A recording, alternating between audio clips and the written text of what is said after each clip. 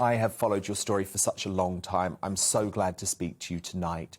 You spent your first 13 years in North Korea living with constant starvation, which was completely normal for North Korean people, isn't it? I mean, reading your story, you talk about the fact that the only protein that you could find during many months was grasshoppers. So just before we talk about your new life, take me back to that time in North Korea, because I think a lot of people don't understand quite how horrendous the regime is for ordinary folk. Thank you so much, Dan, for having me. It's an honor to be here with you. As you described, when I was growing up in North Korea, actually right now, South Koreans and North Koreans, they're the same people. We have thousands of history of years sharing together, same DNAs. However, our height difference is 3 to 5 inch difference on average right now because of the malnutrition. And this malnutrition is not caused by natural disaster, it's completely man-made. The dictators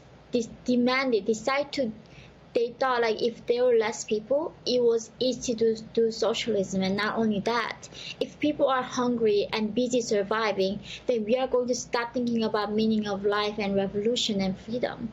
So that is why they were dividing North Korean people into 51 different classes. And if you are in a lower class, you have no freedom, and only choice you have is like dying from starvation. And therefore, the people like me who are in the bottom class, we have to eat dragonflies, flowers, plants, anything that we could find on the street. And not only that, right now in the 21st century, you and I have been talking right now, there is a cannibalism spreading in North Korea. And people are that desperate. And not because they are poor, because dictators choose not to feed their own people.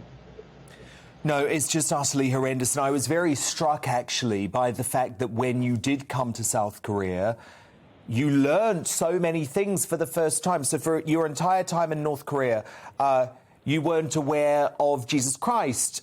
You didn't know who Hitler was.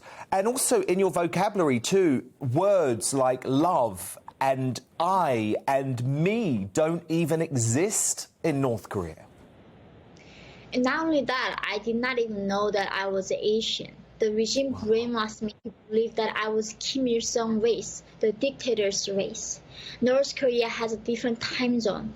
Our calendar does not begin when the Jesus Christ was born. It begins when Kim Il-sung, the first dictator, was born. So not only that, Kim Il-sung literally copied the Bible and told us that he loved us so much, he gave us his son, that was Kim Jong-il, and his body dies, but his spirit is with us forever.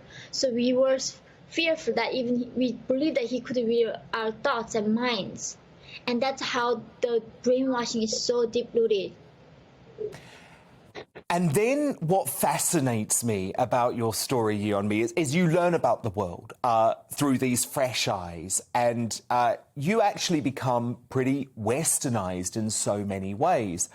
But it's during your time in the very woke US education system when you start seeing these quite disturbing parallels between the tyranny of political correctness and what you grew up with in North Korea. Can you just explain exactly what happened and how you compared the two things? Yeah, it was such an ironic situation that at some point when I was studying at Columbia University in Manhattan, that I thought, am I transferred back into North Korean classroom? Because in North Korea, they say every problem is because of the American bastards. Like literally, American bastards is one word. And in Columbia, it's exactly the same thing. Every single problem that we have is exactly because of white men and the Western civilization. And I was thinking, how is it even true? And not only that, they were talking about this, like in North Korea, I was suffering because of my great-grandfather was a landowner. It was not something I did. He owned a tiny bit of land, and that means my blood is tainted forever because of my ancestors' crime. And at Colombia, they are asking young people, like I have a son who is half white. He needs to be responsible for the slavery that happened how many hundreds of years ago. Like North Korean society punishes up to 3 to 8 generations of family if one person commits a crime. And it's like that. Right now in America, they do the exact same thing and punishing currently white men for the slavery. And it just broke my heart. Like, why are we doing this? It's such an inhumane thing.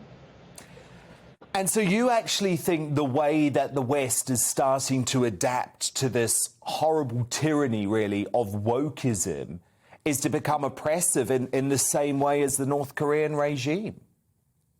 It's absolute control because in North Korea, as you said, there's no word for I, freedom, right, human rights. The regime, like it's like George Orwell's doublespeak in 1984 in his book, who controls the language, they control the thoughts. So in America, at Columbia, in the name of safe place, not physically, but emotionally safe place, we can bring emotional comfort dogs to the classroom. But because we have to be emotionally safe, we cannot talk about so many different things. And not only that, my instructor literally told me one day that who reads a Jane Austen? And I said, I read a Jane Austen.